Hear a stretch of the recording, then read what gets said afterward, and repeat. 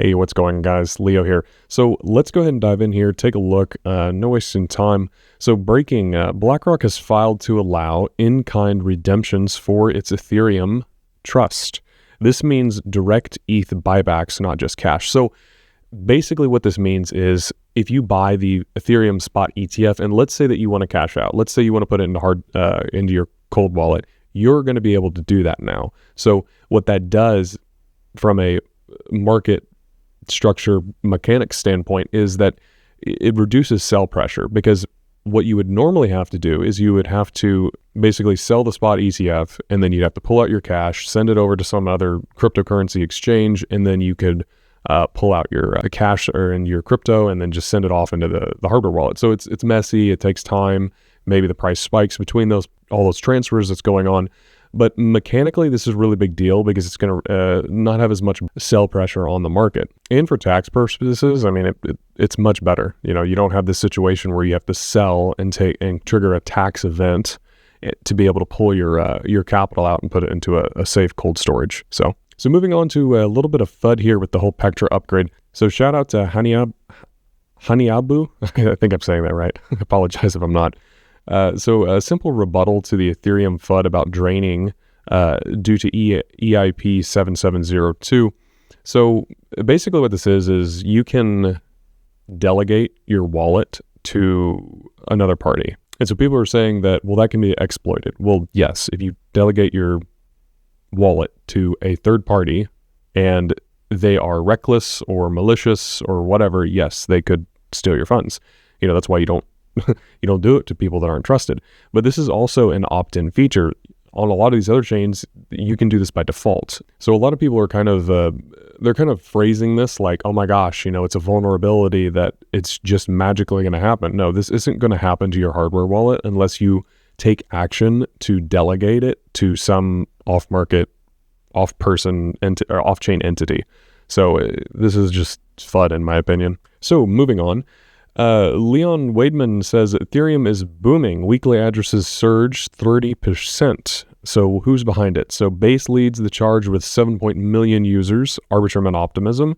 Newcomers Sonium, if you're not aware, that is Sony, the TV and phone and Spider-Man company that they're actually building their own layer 2. It's already active. You can go and use it. I've used it. It works incredibly well. So layer 2s are gaining traction, and this is a trend that I think we're going to continue to see. I think a lot of companies around the world, pretty much any multinational company that is just massive, is going to launch their own layer 2 because it gives them this blockchain architecture to where you can build your own customized environment while leveraging the decentralized trust layer that is the Ethereum base layer. So anybody that's sitting there and saying that, you know, all these things that are being built are not Ethereum, they don't know what they're talking about, or they're being deceptive, or somebody has been deceptive to them. Everything built on Ethereum is Ethereum. Just like if you say the internet, you're not just talking about the base protocol that's like, you know, the TCP layer of the internet. So you're talking about the entire thing. You're talking about Amazon, you're talking about YouTube, Google, everything built on the internet.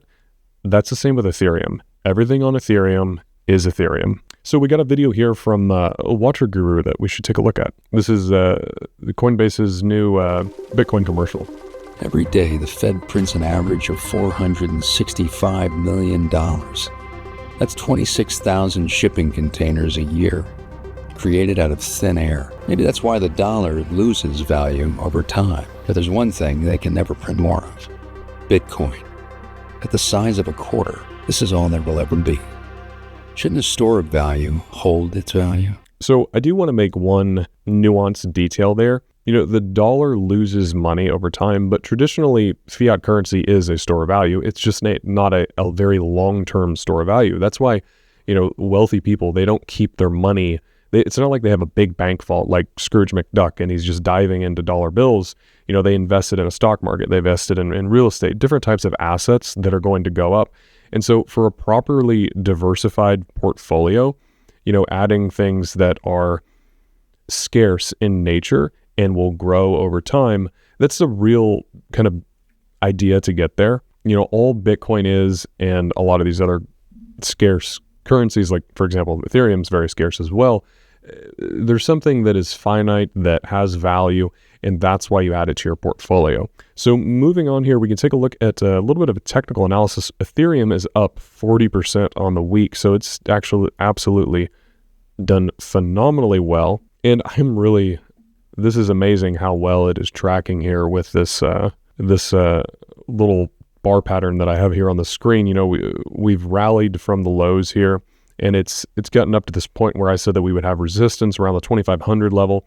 So I expect that we'll pull back here. I'm not going to say that we can't go right through the 2,500 level and move up to like 2,900, 3,000.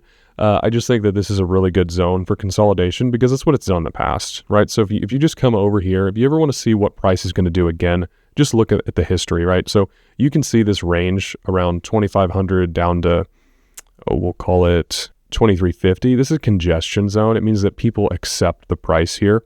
And so it likes to just hang out. And so what ends up happening above this range, it gets into an area where people don't like the price. There's not a lot of liquidity there. People don't want to trade it there.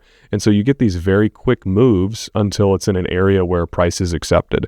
So I expect that we are going to range a little bit, consolidate, especially after this big move. It's healthy if we consolidate, which is exactly what happened here on our little bar pattern. So we'll likely move sideways before continuing on, in my opinion, unless something crazy happens with like fundamentals or something and it just starts to rip. So moving on to the SEC news, SEC Chair Paul Atkins calls it a new day at the agency, ending enforcement first tactics and pledging fit-for-purpose crypto rules. So this is a big deal. You know, it's a huge relief having Gary Gensler not at the SEC anymore. You know, he was just relentlessly attacking crypto, trying to kill this industry. And now we have this pro-crypto official in office that is actively going to be pushing through cryptocurrency adoption. And, you know, if we're going to see this Supercycle situation play out that I keep talking about, this is what we have to see happen. We have to see regulators actively pushing, because the Supercycle that I talk about, it's based on when mainstream starts to adopt crypto.